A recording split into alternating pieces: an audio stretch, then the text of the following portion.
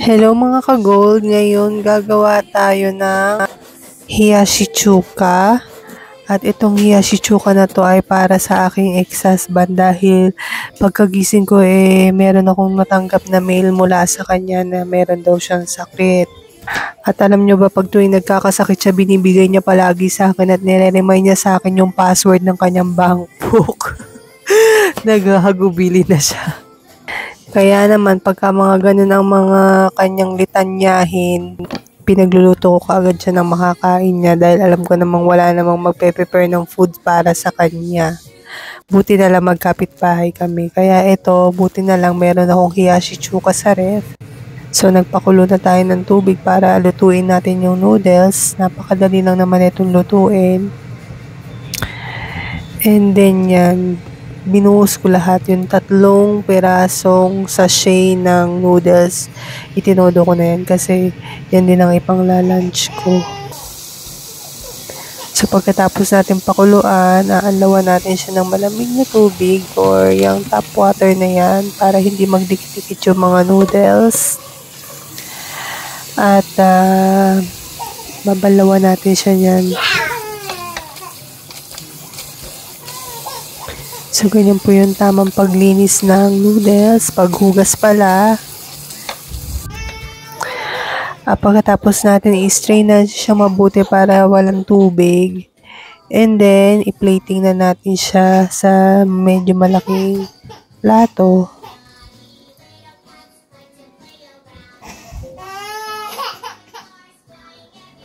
So, dito ko na siya nilagay sa plato na yan. Dapat ilalagay ko siya sa parang o bento box. Pero dahil magkapit-bahay lang naman kami, dyan na lang para mas magandang tingnan.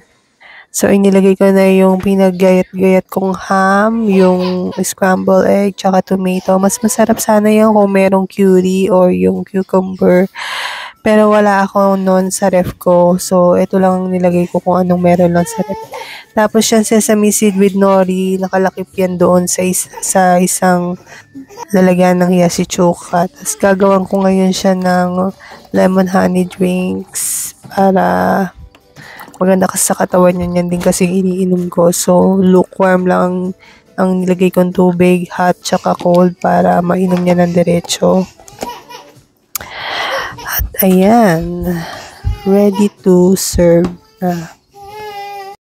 At ngayon, sabi ko nga sa inyo, magkapit-bahay lang kami, walking distance lang, wala pang 1 minute, andito na ako sa aking bahay ng aking ex. Kaya kakatukin natin siya. Actually, hindi niya alam na meron akong niluto sa kanya, kaya ganyan, nagantay pa ako ng matagal. Siguro nag-isip siya kung sino yung kumakatok sa kanyang bahay. At ito nga, habang nag-aantay ako, napatingin ako sa bandang backyard. Naku, napakahahaba na naman ng mga damuhan. Dati nun dyan ako nakatira, lagi kong hinahawan yung mga damo-damo na dyan dahil pagka lumaba na yan, talaga namang nagdadamihan ng mga lamok. So, ayun na nga, sa pagmumuni-muni ko, binuksan na ni ex. Hindi ko na napakita sa inyo yung mukha niya dahil hindi rin naman niya alam na nagbibideo ako. At sa pag-uwi ko, ayun na nga, nilantakan ko na nga yung kalahati ng ginawa ko na hiyashi chuka. Ang sarap talaga nito, lalo na pag summer. Napaka-refreshing nung kanyang lasa. Nilalagyan din pala to ng onting suka bago mo kainin. So, medyo manamis na maasim-asim ang lasa nito. Gusto ko talaga may curry o cucumber to kasi mas masarap siya pag meron talagang maraming gulay. Kamatis lang ang meron. Pagka nilagyan mo to ng cucumber, ang sarap niya kasi para siyang ensalada dahil maasim-asim na manamis-namis ang lasa niya. At ito na nga, si Badiday talaga namang hindi talaga papakabog pagkainan na. Gusto niya talaga lagi siyang may eksena. At ayan na nga ang eksena, ayan, kabog siya. Pag pinapanood ko palang natatawa din ako. Ganyan talaga siya umeksena, eksehadora talaga tong batan to. Hindi pa naman kasi siya pwedeng kumain ng mga ganyan-ganyan, pero gustong-gusto niya. And well, anyway, nasa pagbabantay ko rin naman yan kung mabubulunan siya, kaya kahit paunti-unti binibigyan ko siya ng noodles. Haponesa talaga, mahilig sa noodles.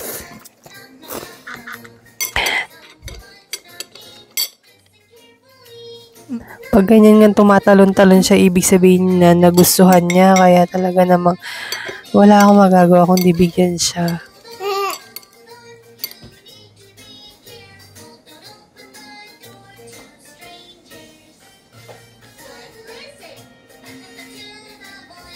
Si.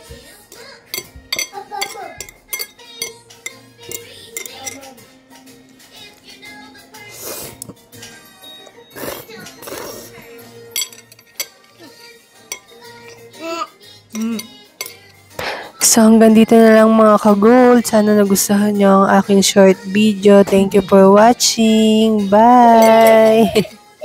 おいしい。よかったね。